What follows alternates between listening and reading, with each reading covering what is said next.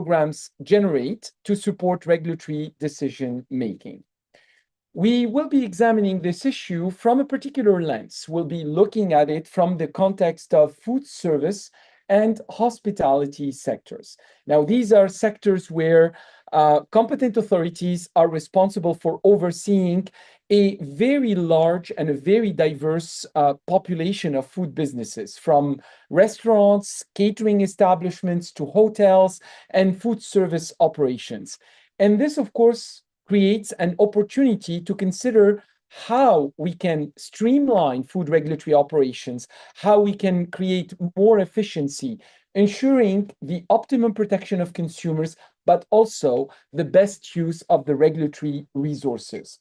And this is how credible information generated by third-party assurance programs can certainly complement and not replace official regulatory oversight and contribute to more targeted, more efficient, and more risk-based approaches to food control. Now, of course, this discussion is particularly relevant in light of the work that has been undertaken by the Codex Alimentarius Commission, specifically after the adoption of the principles and guidelines for the assessment and use of voluntary third-party assurance programs known under CXG 93/2021. This particular codex guidance provides an internationally agreed framework for considering when and how competent authorities can make appropriate use of information that is generated by credible third-party assurance programs. Now, we will have a practical illustration today, and this is through the introduction of the Safe to Trade story, how this initiative was conceived, how it was developed for the food service and hospitality sectors, its objectives, and the experience that was gained through its implementation. And more importantly, we will consider what the various stakeholders from regulators and food businesses can learn from this particular experience. We are very fortunate to have today with us two speakers that will facilitate the discussion, or at least start the discussion on this topic. Our first speaker is Dr. Steve Wern, very well-known international expert and very well-known amongst the international food regulatory community, being the former chairperson of the Codex Alimentarius Commission. We will also hear from Bobby Krishna, also world-renowned food safety specialist and expert, currently serving with the Dubai municipality. I would like to start right away by giving the floor to Dr. Steve Wern, the former chairperson of the Codex Alimentarius Commission. Steve, thank you very much for agreeing to join us to this webinar series, and we'll give you the floor to start introducing this particular experience, the Safe to Trade experience, and actually share your insights on this experience. Thank you very much, Steve. Thanks, Sam. Briefly, if we could have the slide deck up on the first slide. And thanks, Sam, for that very kind introduction. Before my term as chairperson of the Codex Alimentarius Commission, I had for the whole of my career been involved in food safety and standards regulation in the UK with the UK Food Standards Agency, and really shepherding in the use of VTPA programs in the UK, which started for us way back in 2005, when at that time, of course, the UK was a member of the European Union, and new EU legislation brought under food control a new category of food premises in primary production, and in the UK that included around 50 or 60,000 farms. And of course, we had to find a way then to risk assess those premises using available data. And so the UK started to use voluntary third-party assurance data from what was known as the Red Tractor scheme in the UK for that purpose. First of all, back then, has since expanded it to use in dairy holdings and in animal feed production. But now, today, I want to talk about its use and expansion into the hospitality and food service sector, using Safe to Trade as an example. And now, following the conclusion of my career in public service, I'm delighted to be, amongst many other things, a strategic advisor to Safe to Trade. We are focusing on Gulf states and the wider Arab region, but I see on the call today we have many regulatory colleagues too from African countries. And of course, the messages here are transferable to regulatory authorities across the globe. We are seeing the growth of use of voluntary third-party assurance program information to support regulatory decision-making in locations as diverse as Central America and East Africa. So hopefully everyone will be able to take something away. If we move on to the next slide, which will just give you my objectives for today. What I want to do is to introduce the concept of Safe to Trade and its constituent parts, how this works as an opportunity for modernisation, to outline how it might be delivered in different jurisdictions, to demonstrate how it might align with what you are trying to do in terms of transformation and modernisation and use of data in your authority, and to begin this conversation with regulators and key stakeholders between Safe to Trade, G-Force and others about how use of information from Safe to Trade might support regulators in their attempts to transform and modernise their approach to regulation of the hospitality and food service sector. If we move on, please. So I'd like to start with some context and drivers for Safe to Trade as a VTPA programme for those sectors. Next slide. So this helps to explain why Safe to Trade exists in the first place.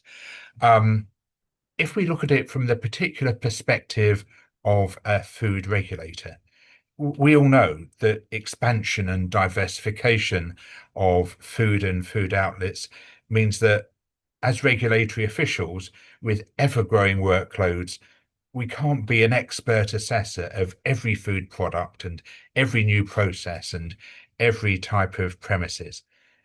And I know from my experience in the UK, as in many other places, probably everywhere, regulatory systems and resources available to them are under pressure. And regulators are looking for trusted providers of information and insights that are robust enough and credible and timely and trustworthy to support regulatory decision-making. So if we think about some of those questions we ask as regulators where this information might be useful, it might be, for example, what frequency or inspection or other official controls would be right for any particular premises given its the risk it presents. What compliance and conformity trends are there across sectors? How can this help us to focus our official control resources at those issues that are most pressing for consumers and where we might have the biggest impact on improving food safety? Consumers too have an important stake in this process. They're looking for consistent standards and transparency. They want to be able to trust the premises where they choose foods from and for food service, where they go to eat. They want the assurance that there is something that's happening behind the scenes, so they don't just have to rely on the verbal cues they get when entering a restaurant or a hotel, from which they make snap judgments about hygiene and cleanliness. And businesses want to deliver against those consumer expectations in ways that demonstrate good practice, demonstrate they're a good player, demonstrate their care for consumers, and differentiate themselves from others in the field. So let's hear next from one of our regulatory stakeholders. If we move on to the next slide, and there's a short video. As a regulator who used to run the Food Standards Agency and the Health and Safety Executive, I'm very aware of the value to regulators of third-party assurance schemes. These days, regulators have even more limited resources and have to prioritise. But of course, when I talk about third-party schemes, I don't mean any old third-party scheme.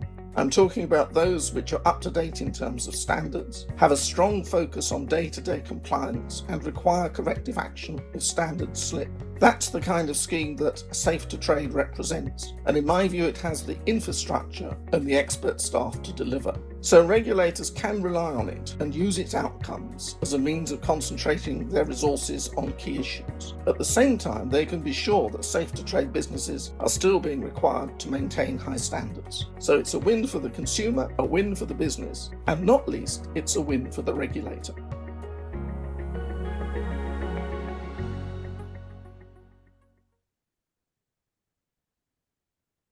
Thanks. So, as I said, here are some of the context and drivers.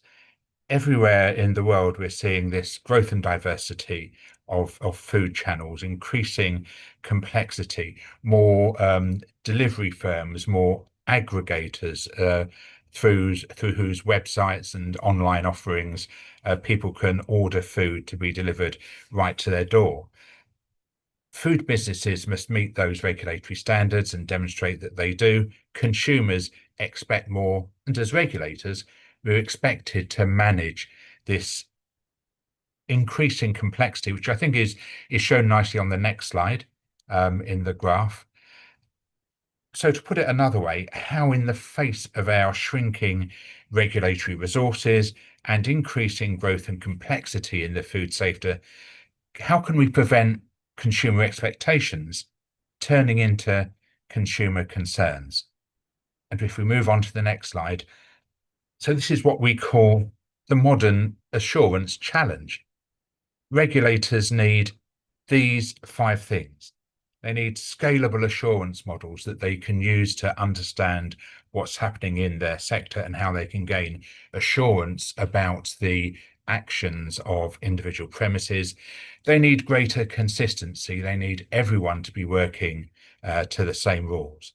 And I'll come on to this point later. Regulators need insight, not raw data. They need understanding, not just numbers on a spreadsheet. And through this, a mechanism to identify where risk sits in the food system, in their jurisdiction, what best practice looks like, and how improvement can be driven. Safe to Trade aligns with all of these goals. And it's, please don't just take my word for it. UNIDO, the United Nations Industrial Development Organization, provides a self-assessment framework to help regulators evaluate the suitability of VTPA programs and data from them. And Safe to Trade has rigorously and independently assessed itself against that framework, and it has demonstrated their strong alignment with the criteria that UNIDO use, hopefully providing you and others with some confidence that the programme is well positioned to support delivery of regulatory objectives. But it's not just about regulators. The scheme needs to meet consumer expectations too. Many certification schemes operate largely behind the scenes and are only visible to buyers or to procurement teams in other food businesses. Safe to Trade is different because it creates visible recognition that consumers can see and understand. In the first video, you may have spotted the sticker on the window of the restaurants that provides a commercial incentive for businesses to participate and continuously improve. And importantly, in those jurisdictions where there's no public-facing food hygiene rating system, Safe to Trade can help bridge that information gap between regulators and consumers. Particularly valuable, I'd suggest, in tourism-dependent economies where visitors want confidence in the places they choose to eat, and businesses want a trusted way, and a way that's increasingly internationally recognised to demonstrate their commitment to food safety and food standards.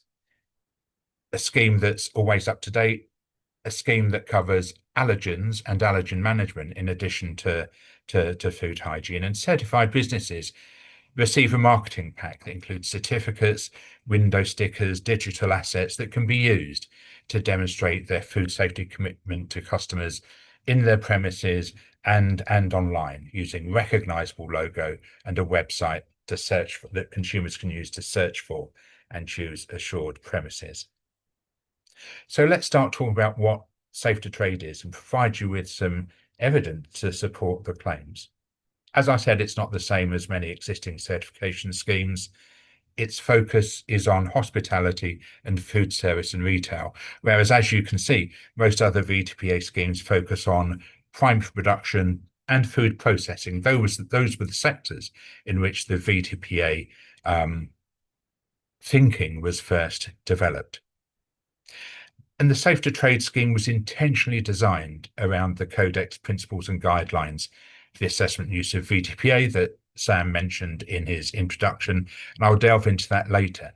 And it was developed alongside feasibility studies with UK regulators, so together with UK regulators.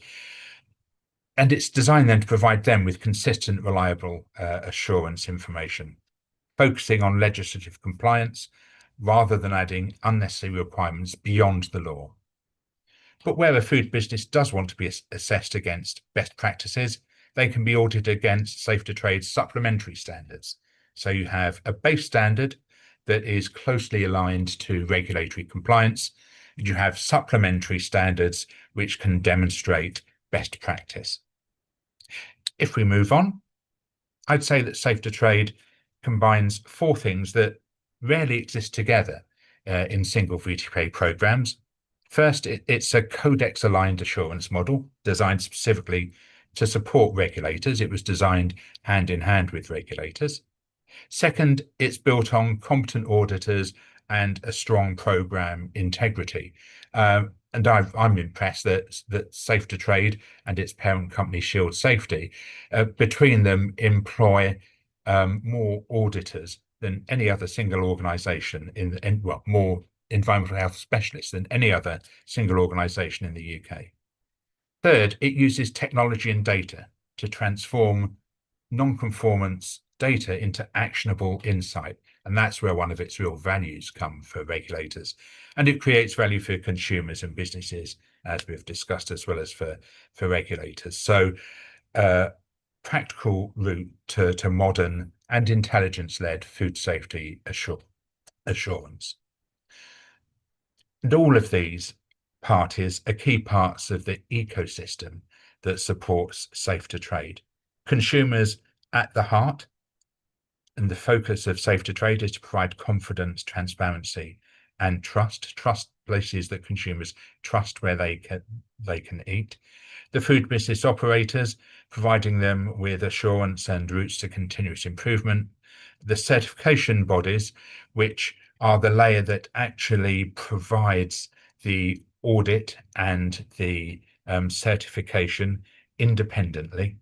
The program owner, so Safe to Trade itself, which has ownership and management of the standard against which the businesses are judged and audits are undertaken, and the regulator.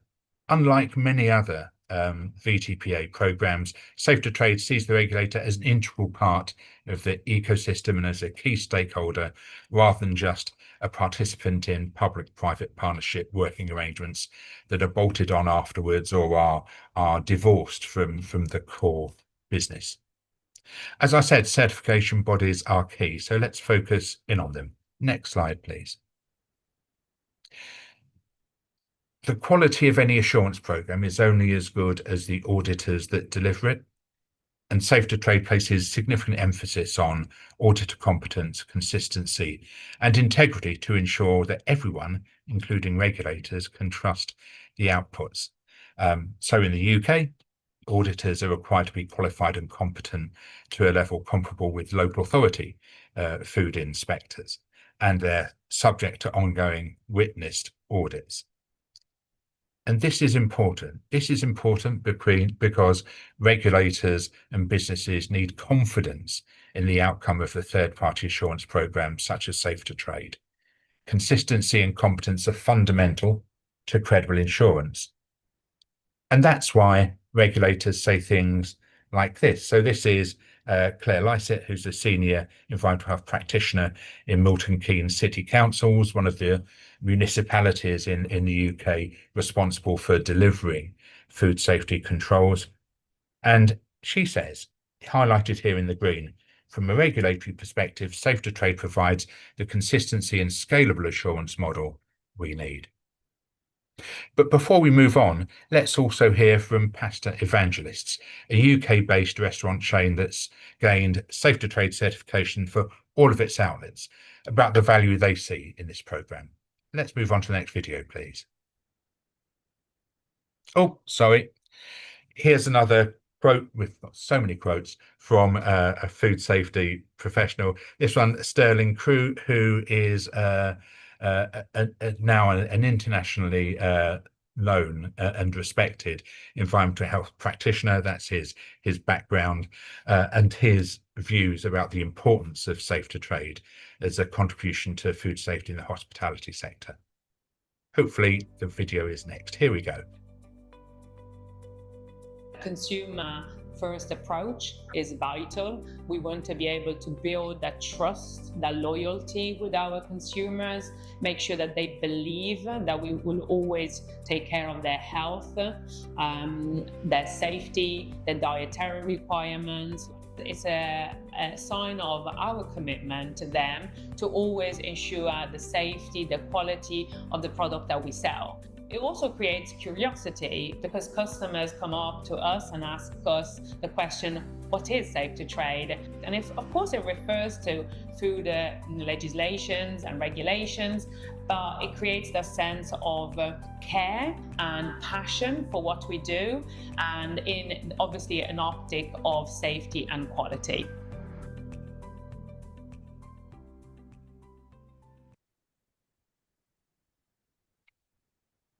So what does that mean then for possible expansion of Safe to Trade and where it's used? We've spoken so far about the UK context. If Safe to Trade is deployed across multiple countries, consistency becomes even more important, as does audit, as does data. And a strong auditor competence and integrity framework helps ensure that businesses in different jurisdictions would be assessed to the same standard, creating trust in the programme's outcomes. And so when consumers move between one place and another, business or on vacation, and see the same Safe to Trade logo, they understand the standards that they can expect. I've mentioned a lot about data. So let's turn our attention to this, the data insights improvement model that's embedded in Safe to Trade. There's consistent collection of data through online digital tools alongside audits that generates insights, and those then drive the behaviour, compliance and standards in the business. And those insights are important not just for food business operators who need to better understand what's going on in their business, but for regulators too. Regulators tell us again and again that they want insights, not more data. They want to know what regulatory interventions they can make to drive the greatest gains in public health protection. And most regulators already have huge amounts of information and data. And the challenge that Safe to Trade helps with is converting that information into intelligence that supports better decision making. And Safe to Trade helps to move food safety assurance from compliance monitoring towards intelligent-led regulation, continuous improvement, and interventions where they're going to have most impact. So to use the example from the UK about the power of that data, so far in the UK, the programme's generated over 30,000 records of legislative non-conformance across over 1,000 business operators in the UK. And those can be analysed anonymously to identify recurring issues, emerging risks, and sector-wide improvement opportunities. And the programme is open about those anonymised insights. Safe to Trade has published data insight articles, for example, on date labelling and allergen information to communicate findings. And it's investigating the use of AI and other tools to harness insights from the data that it has and that it continues to collect. It wants everyone to learn from the insights it has. And so Safe to Trade, yes, it's a VTPA programme, but it's more. It's a technology-enabled assurance platform that uses data to help identify trends, risks and opportunities for improvement. And I know that many of you here on the call and your authorities and your jurisdictions are investing heavily in digital transformation and smart regulation. So Safe to Trade provides a practical mechanism for using tech and data analytics to strengthen food safety oversight and to help improve regulatory authority. If we move on. But what value might Safe to Trade drive for you in Gulf states, in the wider Arab region, and more broadly across Africa and elsewhere? Next slide, please. It supports your ambitions and vision, particularly around modernisation of your systems and support for your national transformation agendas. It delivers consistency and transparency in systems, and quite literally, it was tailor-made for the hospitality and food service sector, so it's ready to provide enhanced assurance in tourism-heavy economies. Next slide, please. Just a reminder of what we think Safe to Trade can deliver, helping you to focus resources, standardized delivery, professional auditing at the heart of the whole system, and a scalable assurance mechanism that can work not just in the UK, but across multiple jurisdictions. Next slide.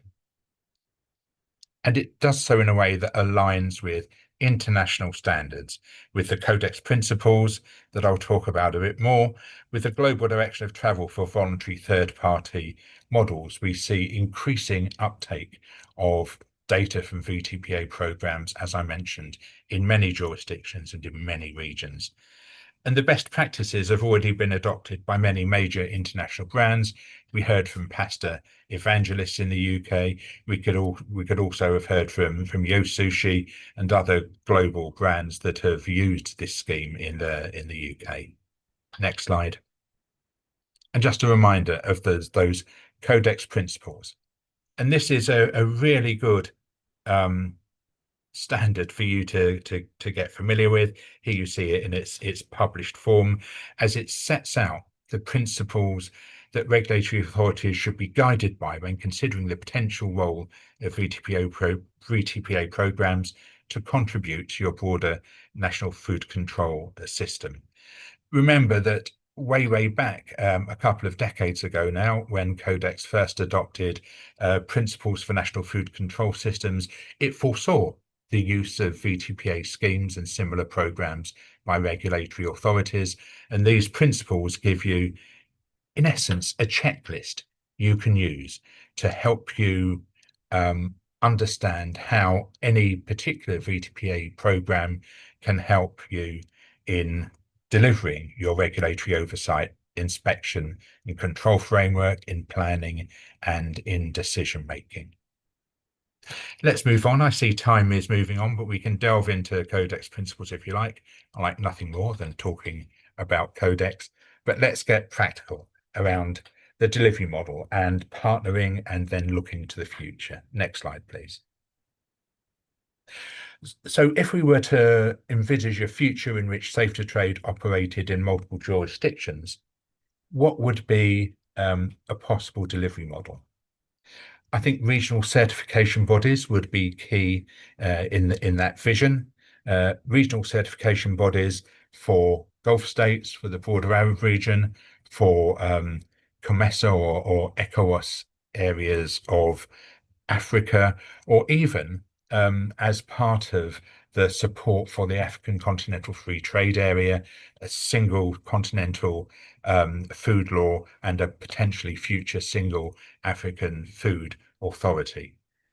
We would see regional certification bodies as a strong strategic partner, providing consistency and rigour across the region and being independent, properly independent from Safe to Trade as the programme owner, and with a scalable capacity as increasingly more jurisdictions use this. If we delve a little deeper, for us, regional certification bodies matter because they avoid governments building their own inspectorates, which really can break the model, because it then becomes not a system that's independent from government, and also takes a huge amount of effort on the part of jurisdictions.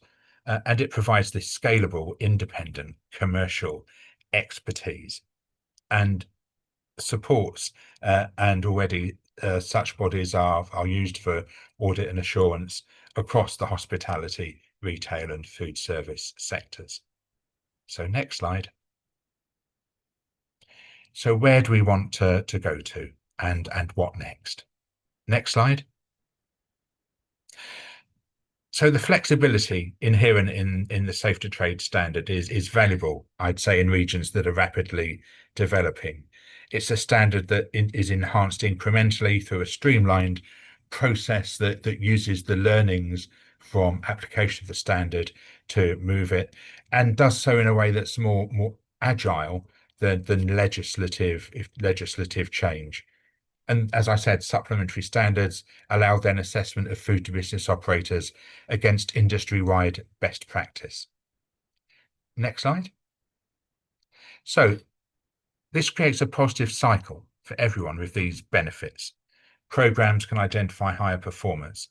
It encourages industry to lead its own improvement. It moves beyond thinking about regulatory minima into good and best practice, and supports long-term economic and food safety gains. And my final couple of slides, as I see my half hour is around up, on some next steps. Next slide, please.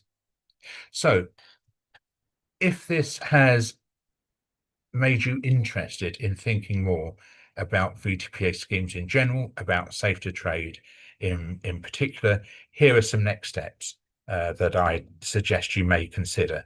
In a stepwise process, if you work 1 through 5, open up discussions, and you can even start them on the call today to explore how it might work with the specificities of your country. Review delivery partners that may be available. Are there national or regional certification bodies that could form part of the ecosystem for delivery where you are? Might you want to pilot it? Piloting has proven extremely useful for many jurisdictions when they think about introducing VTPA schemes. The Standards and Trade Development Facility of the WTO has funded pilot programs, particularly in Eastern Africa and Central America, to start to apply VTPA, but they're in prime of production. Map Safe to Trade and its ecosystem to your national structures. How does it map? Who's going to be involved? Who will use the data and how? And then identify how this is going to align with your priorities for modernisation and insight-driven governments. Step by step. Safe to Trade, I know, is open to these discussions. Many thanks for your attention for the last half an hour. And I'd now like to hand back to our moderator for this session, Sam Godfroy. There'll be room for questions and discussions later, but we have one more intervention, or if you like, provocation, to get us thinking before questions and answers. Back to you, Sam.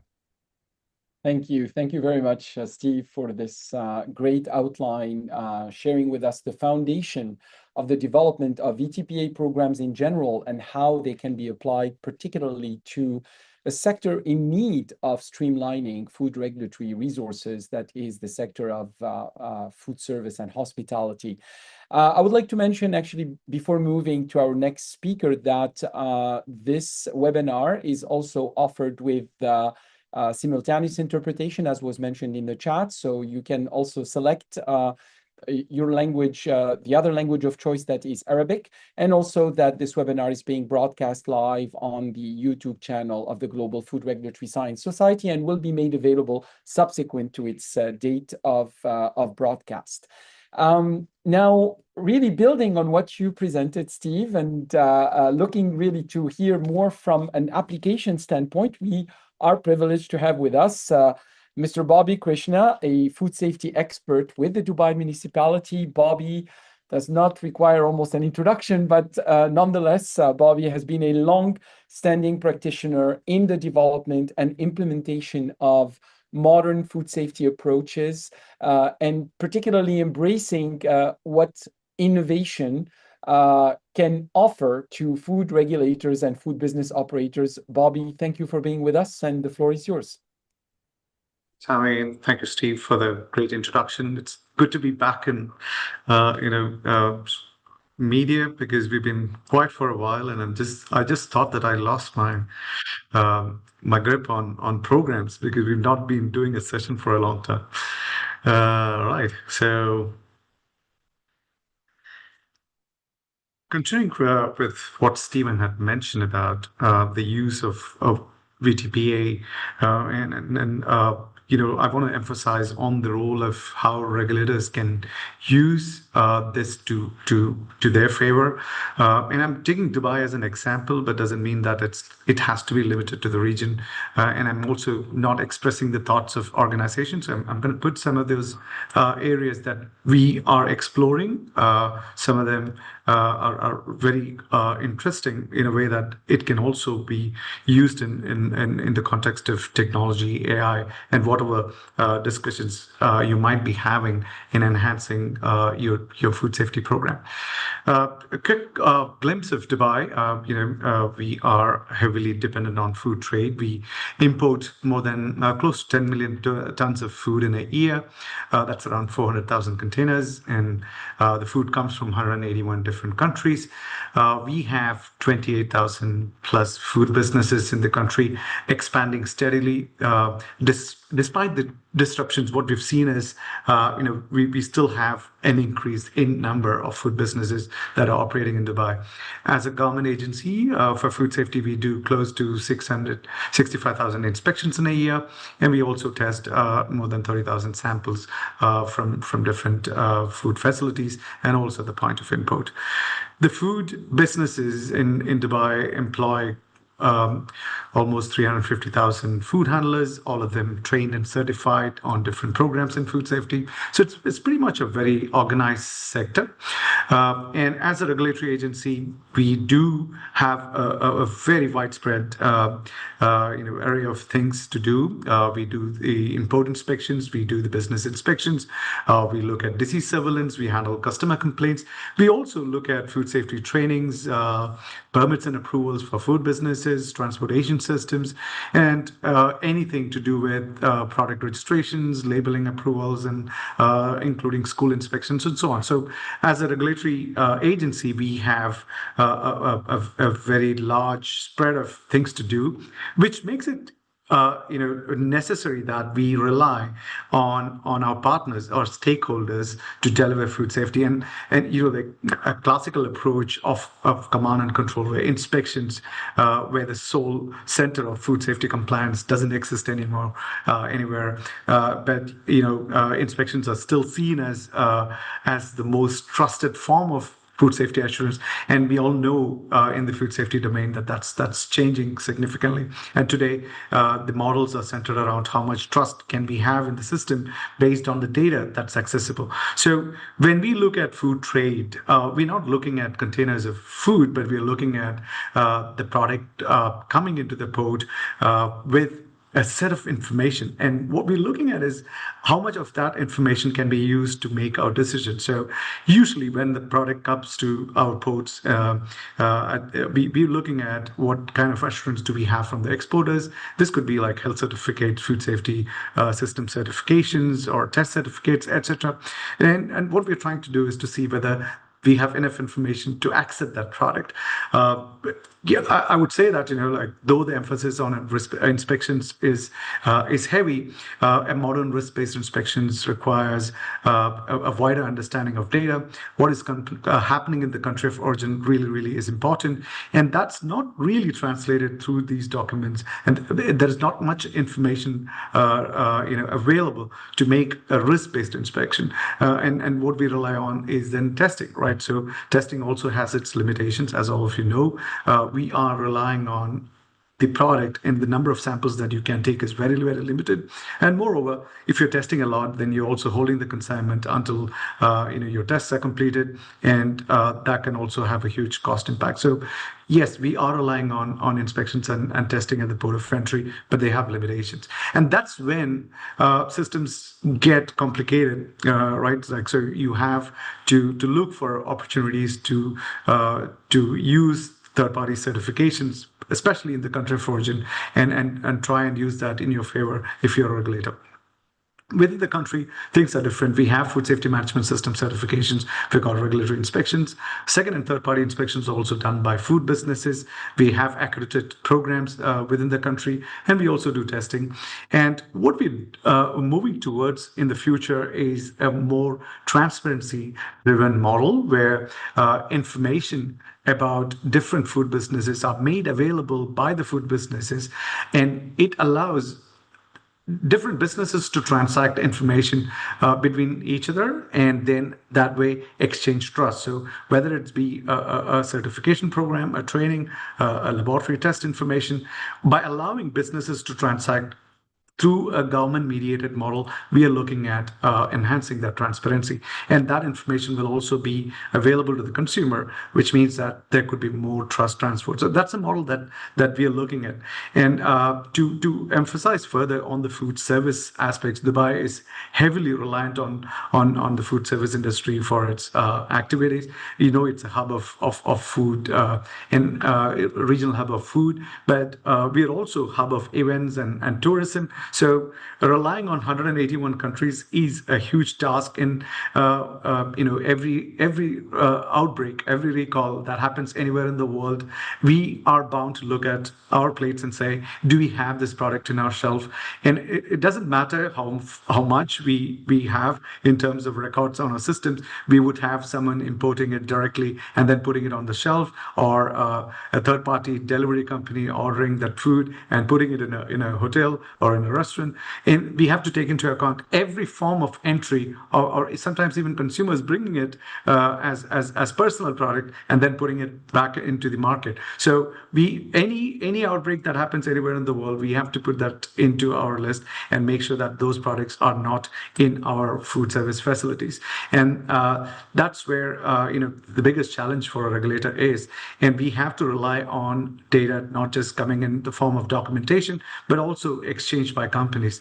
And today's food service industry cannot solely rely on paper-based documentation that says that this product is assured by the supplier. They have to rely on their own data, and it also depends on how much data is exchanged, in fact. And what we're trying to do as government is facilitating the businesses to kind of exchange data through our platform. So formerly known as FoodWatch, currently we have the DM Check platform. Every food business has access to the data. Every supplier is registered, and every food business can see the food inspection grades of others. And what we're working on currently is also allowing businesses to put the certification information, whether it's second party or third party, to be exchanged, and the certification bodies will themselves be able to provide that information so that that information stays authentic.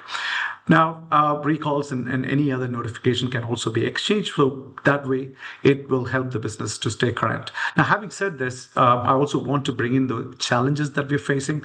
The last 6 months have been difficult for the region. We had constant disruptions, and suppliers have to be changed by large manufacturers very, very quickly and abruptly because there are challenges in supply chain. So how far are we going to, how much can you rely on the new supplier? What information do you have? And if there are third-party certification programs available which can deliver the trust that we need, I think it will be easier for us to combat the disruptions and stay more resilient. We are also looking at businesses having trust on the certification itself and inspections. So that's an area where we can improve by transparency. We are also trying to address competency challenges. It's not easy to get auditors and consultants and trainers who are qualified in all aspects of food safety, especially in a region like Dubai, where the manufacturing industry, universities, and also research-based programs are very less. So competency matters, and it's just not in Dubai. globally, there is a lot of conversations going on around competency of food safety professionals. And I think by exposing and working together, the businesses can really exchange more trust, and transparency will bring in better competency, because there will be always a drive to stay competent because you're exposed. Consistency is a problem. We have so many standards in place, but interpretation of these standards and applying them consistently is really, really important. And I think those are the challenges we need to address as we go with certification program. Cost is a major driving factor, and it can vary depending on where you are and what do you have as access. And logistics combined with the challenges today can be really, really detrimental in getting the compliance we want. We also have to meet the consumer expectations and the perception. So putting all these together, and I wanted to bring end with this slide so that we can discuss that as we go in this session. But that's a quick glimpse of where we are, and I'm really looking forward to the next part of discussions.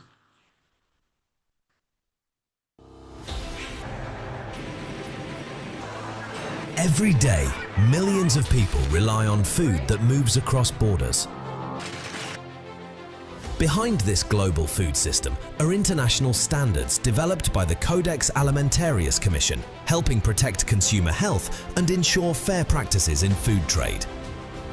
For countries of the Arab and Near East regions, contributing to these global standards is both a responsibility and an opportunity.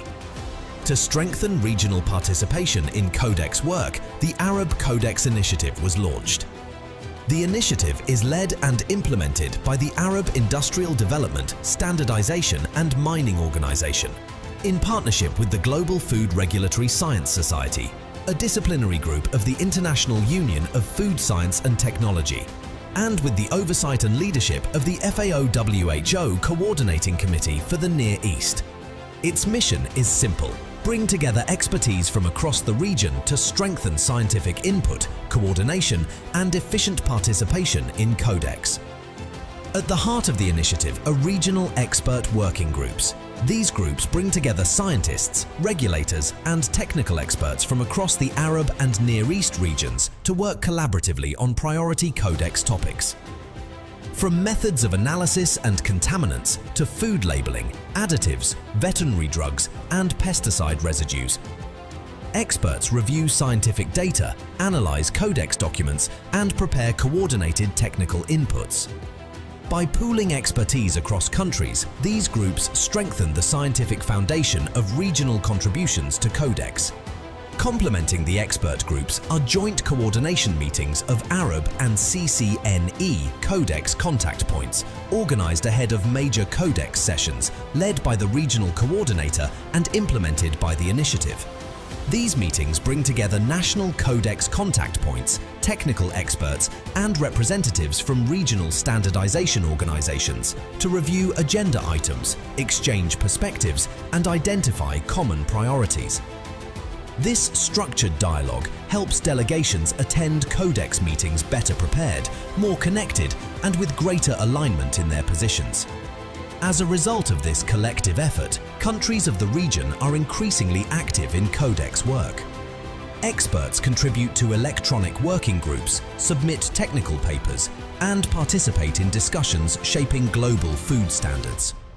Through stronger cooperation, shared expertise, and coordinated engagement, the Arab Codex Initiative is helping the region play a more active role in shaping the future of global food standards. Because safer food and fairer trade begin with stronger collaboration.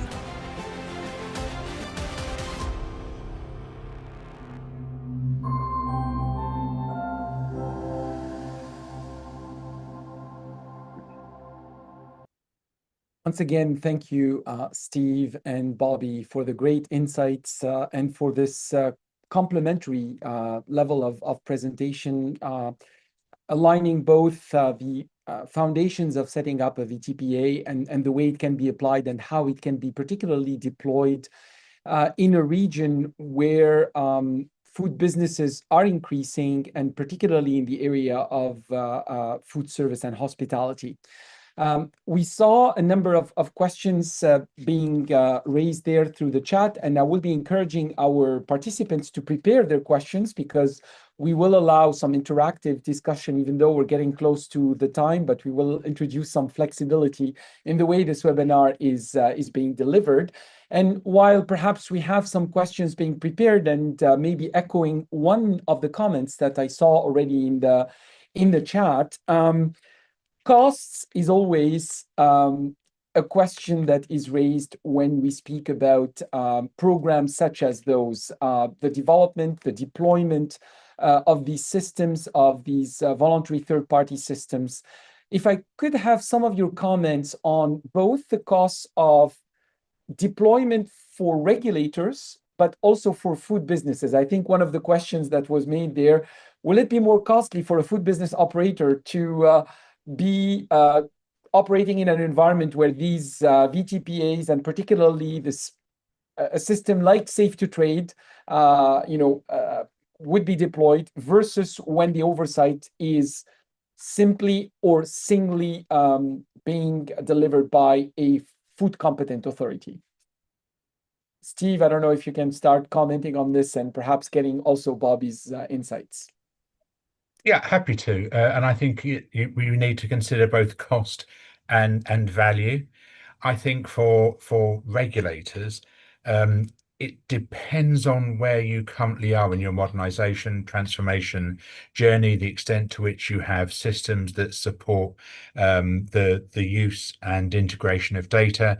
I think Bobby showed us just in one slide the system they have in Dubai to share and to make transparent all of the information they have, which for me suggests a highly advanced system. And I was exchanging messages already with Bobby when the video was on, but I can see how the data-driven system of Safe to Trade could align usefully with that and be an additional data stream. So I think to take the Dubai example, use by the Dubai authorities of information and insights from Safe to Trade or other VTPA schemes could be integrated in a relatively straightforward way into their existing management systems and data management systems at probably very low cost or as part of their next upgrade or planned development.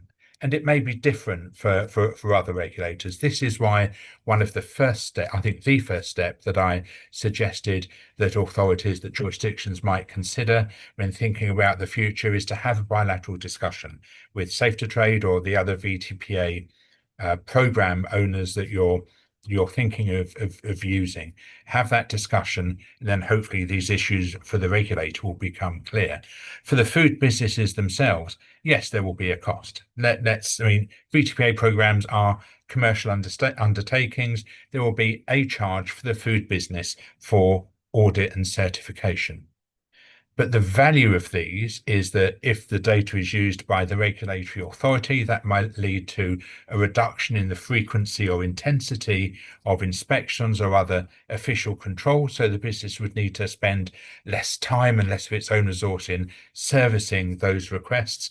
And I think one of the things that Safe to Trade delivers that others don't, maybe because they're not active in this sector, is the communication package, so you can start then communicating the fact of certification to your customers and building that trust and confidence in your customer base, which of course has then a commercial value to the food business. So yes, there will be a cost to regulators, and the purpose of a discussion would be understand how that can be managed within your existing program of modernization updates.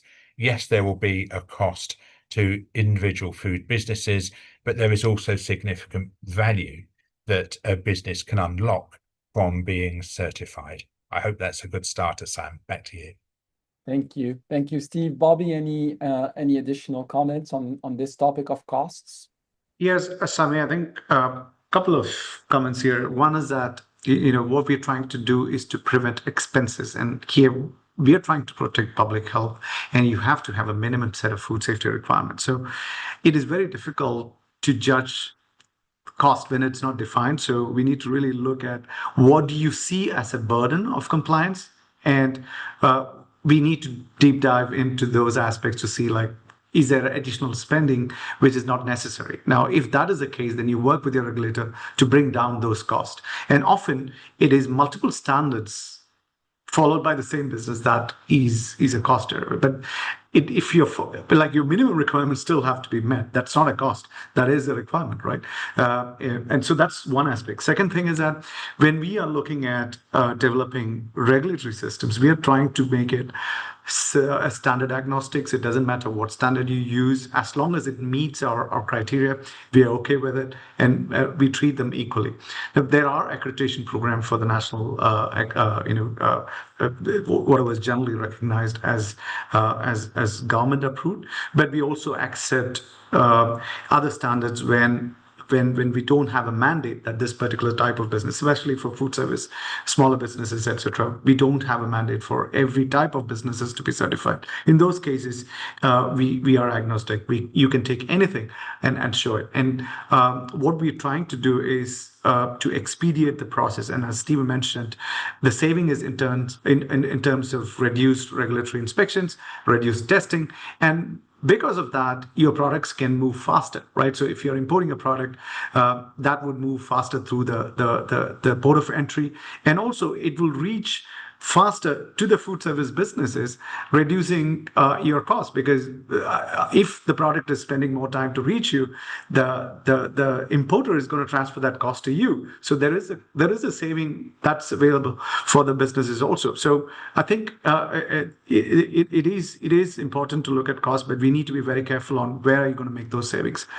Just by optimizing, we can save a lot. Thank you. So basically, if I try to summarize, the comments vis-a-vis the costs, yes, there are costs, because obviously this is the deployment of a new system. But for the most part, for regulators, I guess the costs are absorbed as part of the ongoing efforts of modernization of food control system and any underlying infrastructure development, IT systems development, and efforts of modernization. And I guess for the food business operators, while definitely there are costs associated with any cost support, supporting certification systems, nonetheless, this will be offset quite easily by the way the regulatory oversight will be exercised in reduction of intensity, reduction of frequency, and reduction of disruptions, I guess, to the food business operator themselves.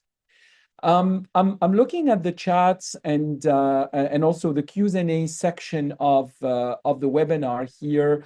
On the Q&A section, there was a comment about the presentations, and I would like to just confirm that all presentations that were shared today will be made available on the GeForce website in the event section. So there will be posted within the landing page of the event. There was a comment made in Arabic, and I'm going to try to translate right away. And if I understand the comment correctly, the comment actually mentions that because the control and the inspection conducted within the context of a VTPA is conducted by private sources, would that lead to the possibility of concealing information to the regulator? Because essentially it is done through a private engagement. So I would like maybe to have a comment on this part as to the integrity of the information for food regulators. Steve, perhaps if I can ask you to start with this one, and it was an attempt on my part to try to translate up there. No, I understand the question. I saw a similar one in English in the chat about whether the use of VTPA weakens official controls, and I think this is a very natural preoccupation for regulators in national jurisdictions. It's the regulators, it's us speaking now as a former regulator, who are formally responsible for the delivery of the national food control system and for meeting the expectations of our ministers and of the public, of ensuring that official controls are delivered effectively. So how does this, the commercial VTPA schemes apply? And this is similar to concerns we would have heard maybe a decade or so ago about the use of private standards in public food control and in the delivery of official controls. I think from my perspective, what I have seen from the operation of VTPA schemes, Safe to Trade as a specific, but others I've seen in the UK, is they are always clear to map how conformity of against their standard equates with compliance with regulation. All of them use regulation, or in some cases for the international ones, Codex standards as their guideline. And this mapping activity is undertaken in the VTPA programs that in the UK I was involved in using for regulatory purposes. We always asked, because we didn't want to bear the cost as the regulator, we asked the VTPA program to undertake this mapping and to share it with us. And that then was the basis of us understanding how compliance with that commercial standard was equivalent to legislative compliance, how conformity was equivalent to compliance. So this is part of the discussions that are needed in advance. The regulator needs to get enough assurance from the VTPA scheme that if it issues a certificate, that means that the business is compliant with the relevant legislation. And if not, if it's only with part of the legislation, if it's with food hygiene requirements, but not allergen management requirements, for example, then the regulator needs to understand what supplementary interventions it might make to gain the assurance it needs about regulatory compliance. So this must be part of the discussion, but I think it doesn't take away from the fact that whatever assurances the VTPA program can provide, it remains the responsibility of the food authority, of the competent authority, and this is clear in all of the Codex standards, to undertake those official controls. And this is why the checklist that I had referred to in my presentation in the Codex guidelines is crucially important. Those are the tests that have been internationally agreed that a food regulator should apply to the certification scheme before it places any weight on information from that scheme in regulatory decision making. You're right. It's you can't act on blind faith. There needs to be a process of checking and alignment. There needs to be expectations that the regulatory authority makes very clear to the VTPA program about how their certification maps onto legislative compliance. But all of that is the upfront elements of setting up the arrangement. As I said, in the UK, we started that in 2005-6, and that arrangement we had continues to this day. So that effort we applied in 2005, we've been reaping the benefits of in the UK for the past 20 years. But it is an upfront activity, and for the regulator, it is an upfront cost. Although, if you're smart, those costs can be shared with the VTPA program. Back to you, Sam. Thank you, Steve. Bobby, any comment on this part about the trust issues and the development of that in a partnership-based system? Sure, Sammy. I was at the IAFP meeting in New Orleans earlier, last month, and a bunch of regulators talking about what's going on. Not even a single regulator came and said that we are going to increase our spending next year. We are going to get more resources. We are getting more inspection. No one told that. Like everybody is on a 20% cut or 30% cut. And some of them who have money are not able to get people. We can't find competent workforce, laboratory issues, and so many things, so even logistical challenges of inspecting food facilities. And how much are you going to do? Like one inspection a year, two inspections in a year? So those are things that regulators have to look at. So when we say weakening responsibilities or heightening responsibilities, we need to really look at what do we mean? Like, what is it in principle? Now, if a regulator is only using these certification as a checkbox item, saying that, hey, I have a certificate, yes or no, that's not going to make a big difference to the food safety principles. But if you really look at what is that certification offering, what information do you have as a regulator? As Steve mentioned, like what is the allergen management program? How is the environmental control doing? What does the food safety management system actually deliver? Has to be that's the data that a regulator needs from certification programs. And if that information is available, then you can match it with the inspection data and see how is it compared with your inspection data. So are you getting flags that are negative or positive? So sometimes inspector finds that this is a great facility, whereas the third party certification says that I can't certify, or I've delayed or suspended the certification, or the other way around, right? So that's where I think that transparency is really, really important. And a model only works when you can have that free exchange of information, where we put the health or public health as a primary responsibility, and the ownership of this is with everybody together.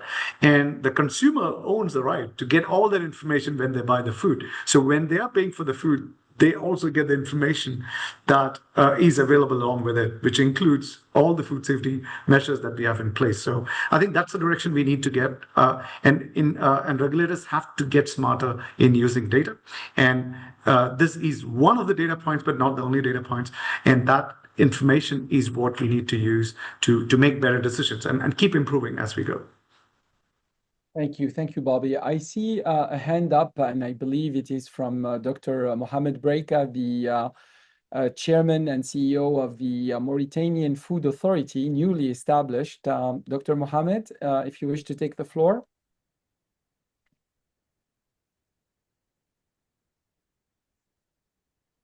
Hello? Yes, Dr. Mohamed, you have the floor. Assalamu alaikum. أهلا شكرا جزيلا دكتور سامويل، شكرا لجميع علماء سلامة الغذاء عبر العالم. أنا أشكركم جزيل الشكر. توصيات أطلبها منكم حول الرقابة في الكهرباء لدى المتاجر والمؤسسات التي بها تخزين المواد الغذائية. ما هي التوجيهات التي في الحقيقة تنصحون بها في هذا الشأن؟ ثم ما هي الوسائل التكنولوجية الحديثة التي متخذة تماشية مع تعليمات الكودكس في الرقابة اليوم؟ شكرا جزيلا سامويل. Thank you, Dr. Mohamed. So if I understand the question correctly, it is about, I guess, the technology readiness to be able to deploy systems such as these ones. And I don't know if any of you can comment on this. I guess the level of readiness of both regulators and food business operators to be able to transition to approaches of this nature. In some way, the data is always available. It was always available, right? But the ability to kind of utilize the data has changed significantly in the last few years. And that's where the language models come in, ability to use, ability to communicate. And there are cheaper, or we don't need to spend a lot on investments of technology solutions. In fact, I think technology has gone a lot more cheaper because we are empowered to build our own solutions today. And I can tell you that some of the programs that we've spent months and years, I can do that in literally a few minutes today. And if organizations figure out how to do that with smart people, so you need to recruit workforce that can deliver this to you. So you may not go into your traditional market of looking at companies that can deliver. Look for individuals who have a good business understanding, food safety understanding, and they can also build in technology solutions, understand databases, etc. You can really cut your cost. So organizations are at this juncture, they have to change the strategy from, like, it's not just science that is going to be important, but also data and how we utilize data. So yeah, it's hard to say because it all depends on the regulators' approach in the country. So it's having a very diverse group of workforce that I think will make a big difference. And in that workforce, you have to have data champions and AI champions and system champions, and then that can help bring down costs significantly. And that's becoming definitely the game. I think it's already the game, and that will even get better as we go. Thank you. Thanks, Bobby. And I see that the time is really advancing fast, but I would be remiss if I did not ask Steve a question about harmonization as former chair of the Codex Alimentarius Commission.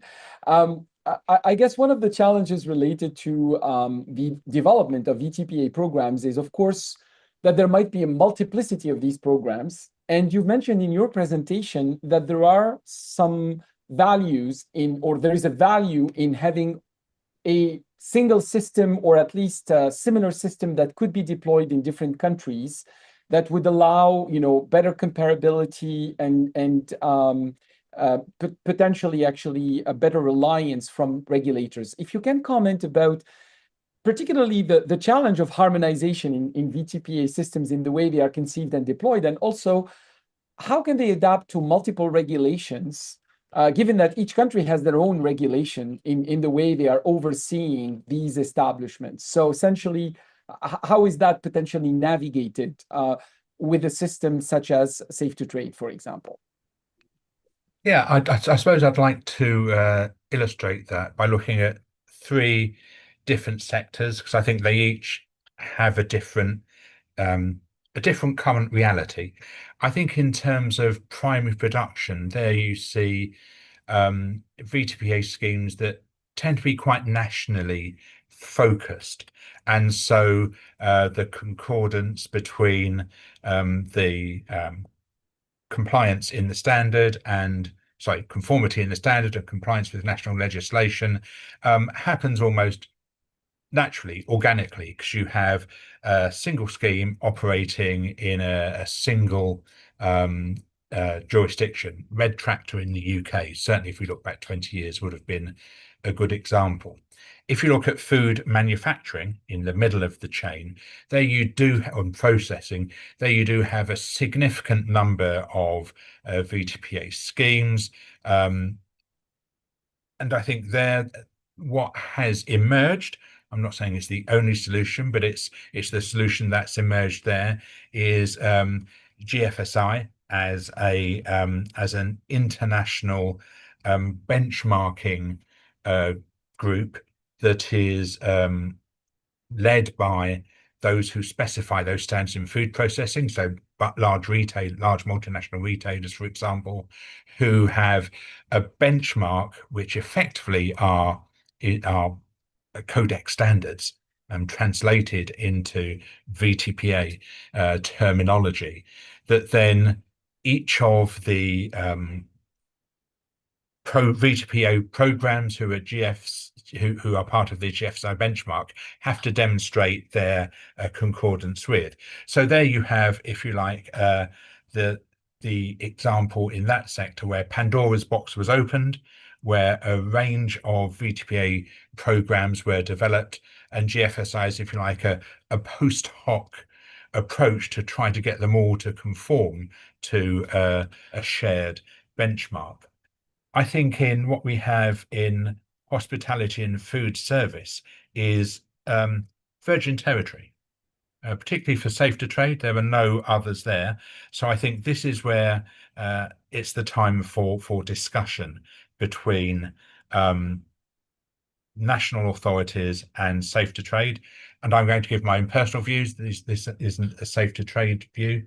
So what do we want? Do we want a single standard, the existing safe to trade standard, which is pretty much aligned with UK and EU regulatory requirements, that is the sine qua non, the standard that's applied? Or do we want a set of national standards that vary by jurisdiction or by region, that then give the built-in alignment between conformity to that standard and compliance to national legislation? And that will have to be discussed and negotiated between all of the stakeholders, all the players in the ecosystem, about what they want to happen. I think some of the key elements of safe to trade, though, must remain consistent for it to remain a coherent brand. For example, that it takes into account not just food hygiene, but also food allergen management in hospitality and the food service businesses. So there are some constraints, but some openness, I think, in hospitality and food service to design a system where you have inbuilt alignment between certification conformity and legislative compliance that you maybe don't need in primary production, because they're largely national schemes, and which there has been this post hoc benchmarking approach to try to deliver in primary production. Maybe for hospitality and food service, a GFSI-like system would be over-engineered for the current state of development, but I think it's still all to play for and all to discuss in this sector as we start to see schemes like Safe to Trade be developed. Back to you, Sam. Thank you. Thank you very much, Steve, and thank you, Bobby. And I believe that we have reached the point where we need to conclude this webinar. And I think today's discussion has clearly demonstrated that systems such as voluntary third-party assurance programs are key practical applications or expressions of the need for partnership, which characterizes effective food safety system. They bring together the food regulatory community, food businesses, and other actors around a common objective to protect consumers and to promote food safety. I believe also that this approach helps clearly translate the very principles of risk-based regulation and risk-based oversight into practice, enabling regulators to better target their interventions and also to look at deploying the limited resources that they have in a manner that can bring the highest reward, of course, and the highest level of public interest and public health impact. So this is not, again, about replacing regulatory oversight, but about making it more focused, more effective.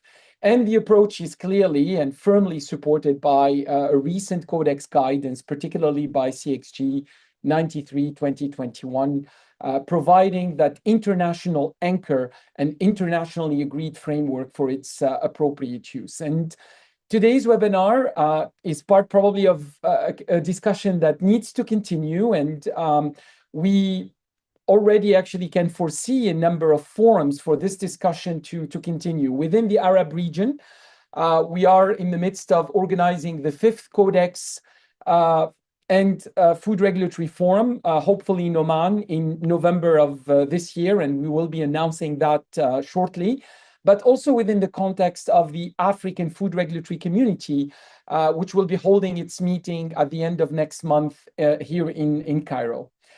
My sincere thanks to both Dr. Steve Wern, Dr. Bobby Krishna for sharing your experience, your perspectives, and also our sincere thanks to Safe to Trade for its collaboration and support in making this webinar possible. Of course, I would like to encourage all our participants and all our listeners to stay connected with us, with GForce, and to participate in our upcoming webinars, food regulatory forums, and capacity building activities. Stay connected to our social media postings, and we look forward to continuing the dialogue and building our community of food regulatory science and promote exchange and learning. Once again, thank you for joining us today, and we look forward to continuing the conversation. All the best. Thank you.